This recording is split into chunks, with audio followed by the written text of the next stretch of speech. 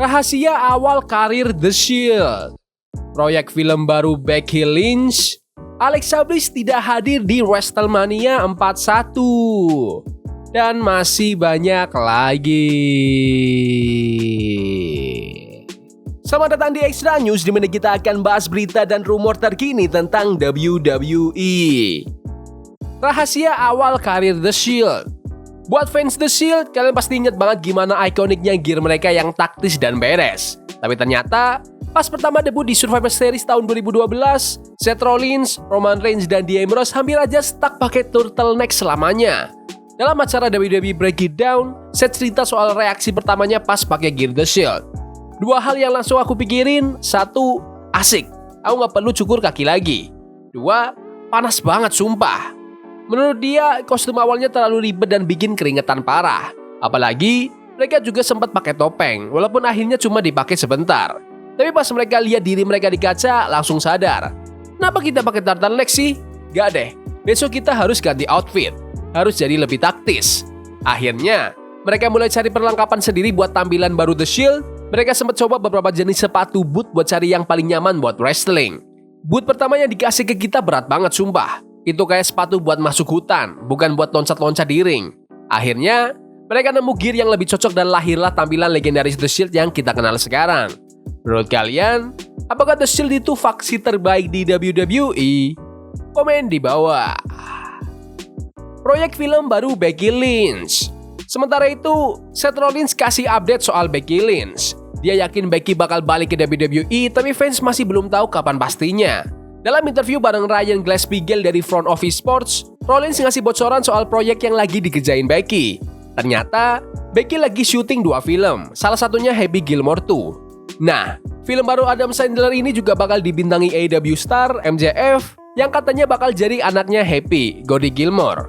Selain itu, Becky juga dapat peran di proyek Star Trek buat Paramount Plus, dan setelah dikonfirmasi, ternyata dia bakal muncul di Star Trek Starfleet Academy. Tapi kapan dia bakal balik ke WWE? Rollins bilang, aku yakin kita belum lihat yang terakhir dari Becky di WWE. Dia pasti balik saat waktunya tepat. Buat sekarang sih, kita tunggu aja kapan The Man balik ke ring. Menurut kalian, apakah Becky Lynch cocok untuk berkarir di Hollywood? Komen di bawah. Alexa Bliss tidak hadir di WrestleMania 41. Ada kabar yang bikin fans Alexa Bliss penasaran. Dia awalnya dijadwalkan buat datang ke WWE World di WrestleMania 41, tapi tiba-tiba namanya dicoret dari acara itu. Sampai sekarang belum ada alasan resmi kenapa Alexa batal hadir, dan karena ini fans mulai berspekulasi soal statusnya di WWE. Alexa sendiri kayaknya ngasih respon soal ini di media sosial, tapi tetap aja nggak ada penjelasan yang jelas. Fans masih bertanya-tanya, kenapa dia belum balik ke ring sejak Elimination Chamber kemarin? Apakah dia bakal punya peran di WrestleMania? Atau bisa jadi dia baru bakal balik bareng Wyatt Six nanti? Masih tanda tanya besar nih. Menurut kalian, apakah Alexa Bliss perlu tanding di WrestleMania 41? Kalau iya, lawannya siapa tuh? Komen di bawah. Komentar Kofi Kingston ke promo John Cena. Momen paling mengejutkan di WWE baru-baru ini, heel turn-nya John Cena. Yap, sang 16 kali juara dunia yang udah jadi babyface selama lebih dari 20 tahun akhirnya menjual jiwanya ke The Final Boss, The Rock. Kejadian ini berlangsung di Elimination Chamber PLE, di mana Cena bareng Travis Scott dan The Rock tiba-tiba nyerang Cody Rhodes. Dan ternyata Kofi Kingston yang juga baru-baru ini jadi heel, kasih reaksi buat promo terbaru Cena.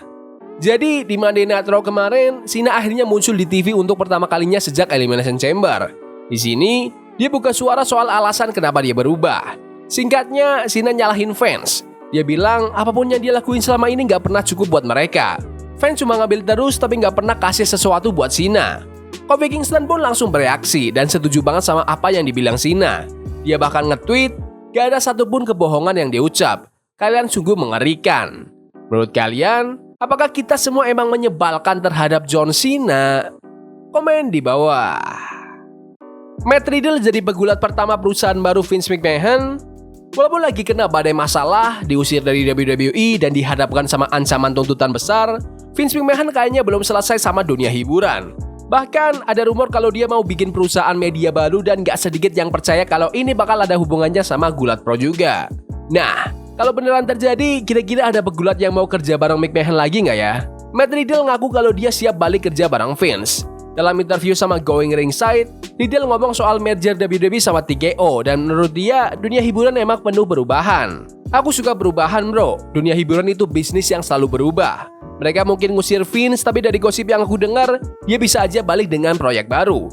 Terus masih ditanya apakah dia tertarik buat kerja sama Vince lagi, Riddle santai aja jawab, aku tertarik kerja sama siapa aja bro, aku kan independent kontraktor bro.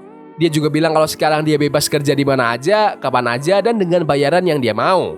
Walaupun masih sedikit banget info soal perusahaan baru Vince ini, legenda komentator WWE Jim Ross pernah bilang kalau dia nggak kaget kalau Vince bakal masuk ke dunia gulat lagi dalam bentuk apapun. Menurut kalian, apakah perusahaan baru Vince akan jadi pesaing WWE?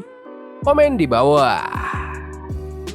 Pertandingan terakhir Ken lawan politisi, Ken kemungkinan bakal balik buat satu pertandingan terakhirnya. Terakhir kali dia tanding itu di Royal Rumble 2021 dan itu lumayan nutupin match terakhirnya yang agak malu-maluin di tahun 2018 waktu DX lawan Brothers of Destruction.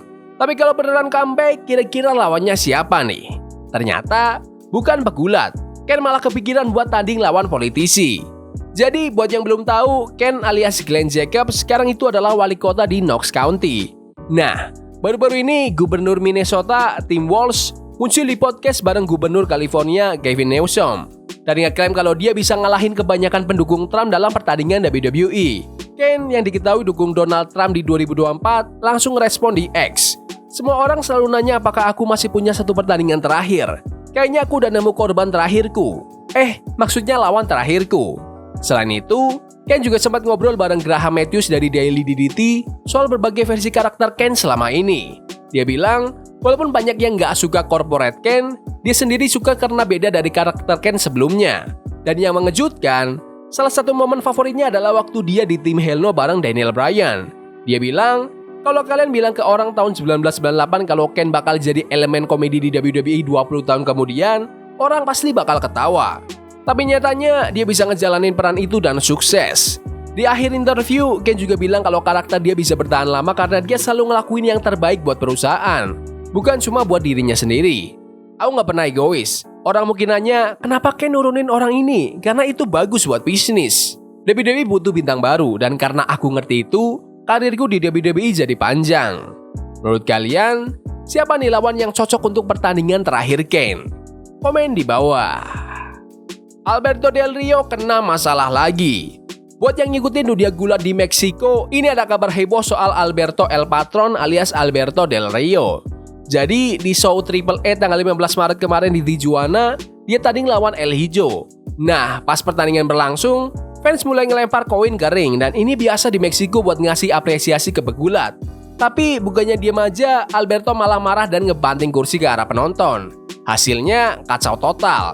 Seorang nenek-nenek malah kena kursi yang dilempar balik dan sampai masuk rumah sakit. Dampaknya, Komisi Gulat Tijuana langsung ambil tindakan tegas. Mereka ngeluarin pernyataan resmi yang isinya, mulai tanggal 17 Maret 2025, Alberto Del Rio resmi diskors selama 180 hari dari kompetisi di kota Tijuana. Jadi, selama 6 bulan ke depan, Alberto nggak boleh tanding di Tijuana. Buat Alberto, ini nambah daftar panjang kontroversi dalam karirnya. Menurut kalian, apakah Alberto Del Rio perlu kembali lagi ke WWE? Komen di bawah. Ya udah gitu aja video berita hari ini. Jangan lupa like dan subscribe ke channel ini karena aku pengen 15.000 subscriber sebelum WrestleMania. Tolong bantu. Yes boy, see you. Love is a game we play incognito. Forbidden fire on Nico. Burning for love we can hold. I wish we were